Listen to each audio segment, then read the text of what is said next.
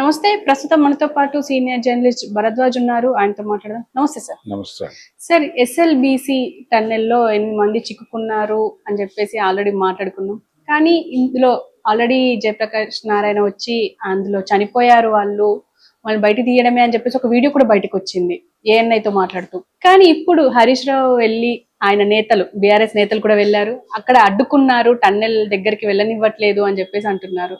అసలు ఏం జరుగుతుందంటారు సార్? శిథిలాల తొలగింపు ప్రక్రియ నడుస్తోంది. అక్కడ ఆ తొలగింపు ప్రక్రియని పర్యవేక్షించడం కోసం ఒకటి, అక్కడ కండిషన్ ఏమిటో తెలుసుకోవడం కోసం వెళ్ళారు. వెళ్ళినప్పుడు వీళ్ళని అసలు ఎంటర్ కాకుండా ఆపేశారు, చెక్ పోస్ట్ దగ్గరే ఆపేశారు. ఆపేయటం వెనకాలంటే ఎందుకు ఆపేయాలి ప్రతిపక్షాన్ని అనేది ప్రశ్న. ఇప్పుడు వాళ్ళని అలో చేస్తే జరిగే నష్టమే ఉంది. అక్కడ చూస్తారు పరిస్థితి, చూసి వాళ్ళ అభిప్రాయాలు ఏవో మాట్లాడి వెళ్ళిపోతారు. ఇది ప్రజాస్వామ్యం అని చెప్తున్నాం కదా మనం. ప్రజాస్వామ్యం అమల్లో ఉందా లేదా అనేది వేరే గొడవ. ప్రజాస్వామ్యం అని చెప్తున్నప్పుడు వాళ్ళని అలో చేయటం అనేది పద్ధతి. అలో చేస్తే అక్కడ ఉన్నారా లేదా అనేది వేరే గొడవ. 8 మంది ఉన్నారు అని ఒక చర్చ జరుగుతోంది. ఈ పాటికి ఇంతసేపు ఉండగలరా అనేది గొడవ. అంటే శ్రీశైలం ఎడం కాలువకు సంబంధించిన టర్నల్ ఇది. దీనిలో జరిగింది ప్రమాదం జరిగింది. చాలా కొంతమంది తప్పుకోగలిగారు, కొంతమంది ఇరుక్కున్నారు. ఆ శిథిలాలు మీద పడిపోయినాయి. వాళ్ళ పరిస్థితి డెఫినెట్ గా వాళ్ళు ఉండే అవకాశం అయితే లేదు.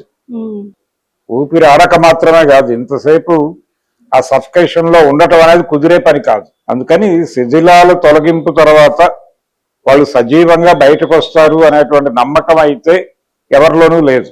వాళ్ళ శవాలు బయటకు తీస్తారు అనే మాత్రమే అభిప్రాయం ఉంది చాలా మందిలో.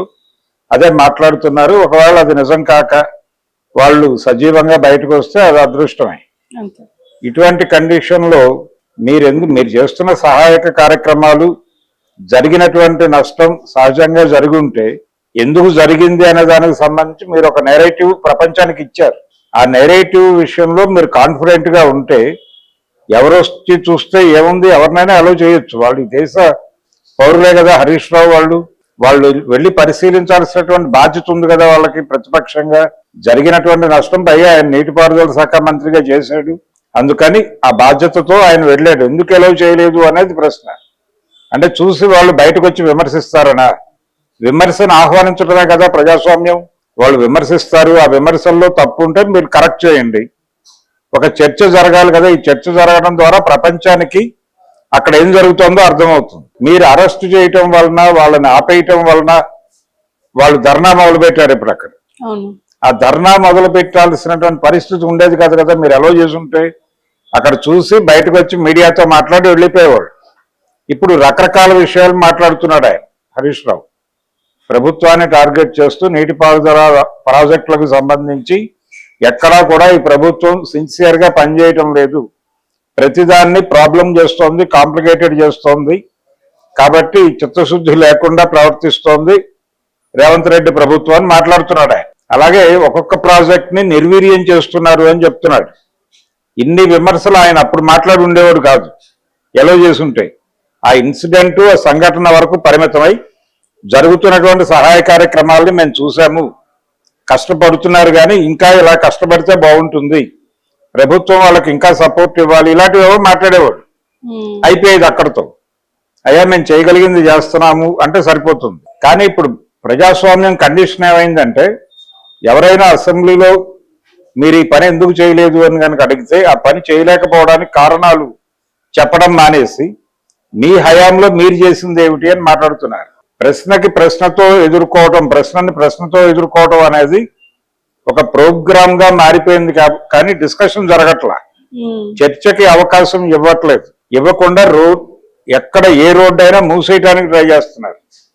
ఆ మూసేసే ప్రయత్నంలో భాగమే ఇప్పుడు వీళ్ళని ఎలో చేయకపోవడం అనే దాన్ని మనం ఒక జనరల్ ఫినామినాగా చూడొచ్చు. బీఆర్ఎస్ హయాంలో కాంగ్రెస్ వాళ్ళు వెళ్ళినా ఎలో చేసి ఉండేవాళ్ళు కాదు. చాలా చోట్ల అదే జరుగుతోంది.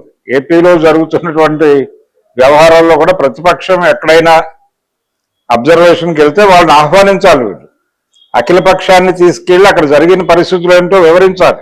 ప్రజాస్వామ్యంలో రాజకీయ పార్టీలే కదా మాట్లాడాల్సింది. జరుగుతున్న విషయాలు మీరు వాళ్ళకి ఎక్స్ప్లెయిన్ చేయడం కోసమే కదా అసెంబ్లీ అనే వేదిక పెట్టుకున్నారు. అంత బ్రాడ్ గా ఆలోచించే ప్రజాస్వామ్యంలో ఒక ఇన్సిడెంట్ జరిగినప్పుడు అక్కడికి ప్రతిపక్ష పార్టీలని అలో చేయకపోవడం అనేది ఎలా కరెక్ట్?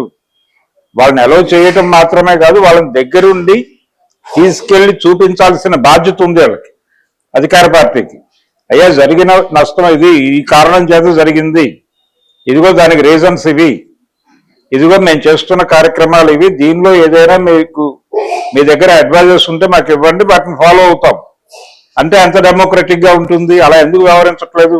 పైగా ప్రజాస్వామ్యానికి మేమే కేర్ ఆఫ్ అడ్రస్ అని మాట్లాడతారు కాంగ్రెస్. మరి రేవంత్ రెడ్డి గారు ఆ కాంగ్రెస్ వారసత్వాన్ని తీసుకున్నవాడు, ప్రతిపక్షం ఒకవేళ పట్టించుకోకపోతే ప్రతిపక్షం నోరు మెదిపిందా అని మాట్లాడతారు మళ్ళీ ఈయనే. వాళ్ళు మేము చూస్తాం మొర్రో అంటే తీసుకెళ్ళడానికి వీళ్ళకి ప్రాబ్లం ఏంటి? అక్కడ ఏమైనా తప్పు చేస్తున్నారా వీళ్ళు? లేదు. ఆ జరిగిన ప్రమాదంలో వీళ్ళ జోక్యం, వీళ్ళ తప్పులు ఏమైనా దొర్లయ్యా కాబట్టి ఈ అనుమానం రాకుండా వీళ్ళని అసలు అలో చేయొద్దు అనుకుంటుందా? ఇన్ని అనుమానాలు జనాల బుర్రల్లో మొలుస్తాయి. ఇవి మొలవకుండా ఉండాలంటే మీరు వాళ్ళని అలో చేయాలి. వాళ్ళు చూసి 4 సలహాలు ఇస్తే స్వీకరించండి ఇష్టమైతే, లేదంటే వదిలేయండి గాల్లో. మీ పని మీరు చేసుకుంటూ వెళ్ళిపోండి, కాదన్నవాడు ఎవడూ లేడు.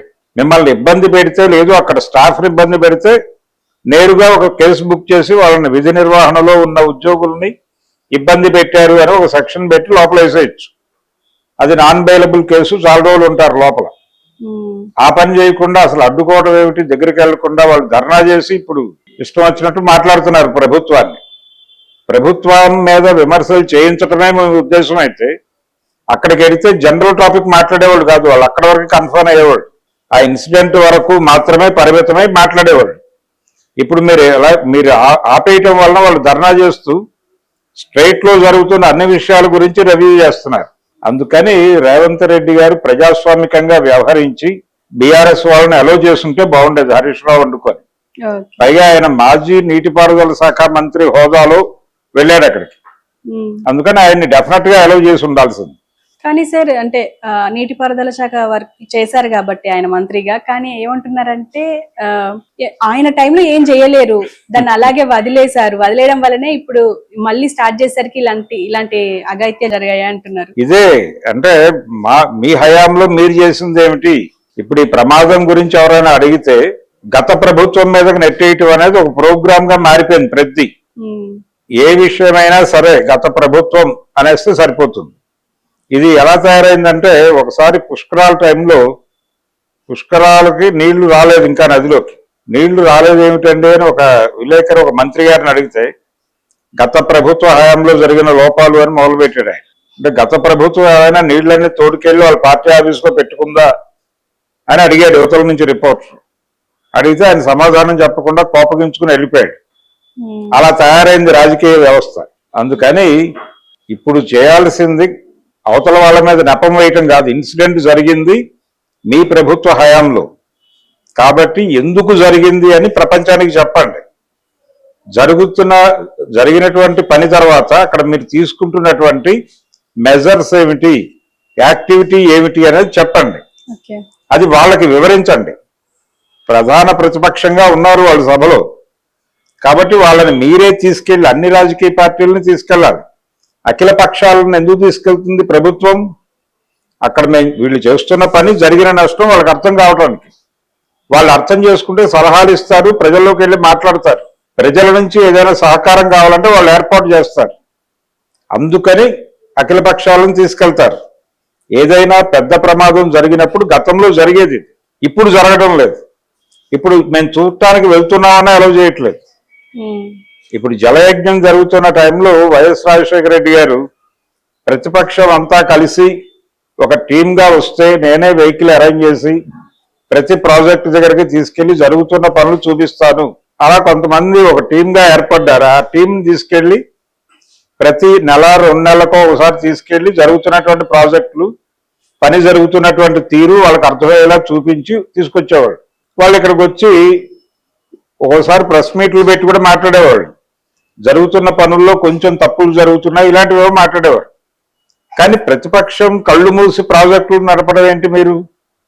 పైగా సహాయక చర్యలు, అక్కడ మనుషులు ఇరుక్కున్నారు, వీళ్ళకి బాధ్యత ఉంటుంది కదా. వీళ్ళు ఇదే రాష్ట్రంలో ఉన్నటువంటి రాజకీయ పార్టీకి చెందిన ప్రతినిధులు, వాళ్ళకి ఖచ్చితంగా అవకాశం ఇవ్వాలి. అవకాశం ఇవ్వను అనడం నియంతృత్వం అవుతుంది. మీరు ప్రజాస్వామికంగా వ్యవహరించదలుచుకుంటే వాళ్ళని అలౌ చేయటం వలన మీకు వచ్చిన నష్టం ఏం లేదు ఇప్పుడు జరుగుతున్న నష్టంతో పోలిస్తే.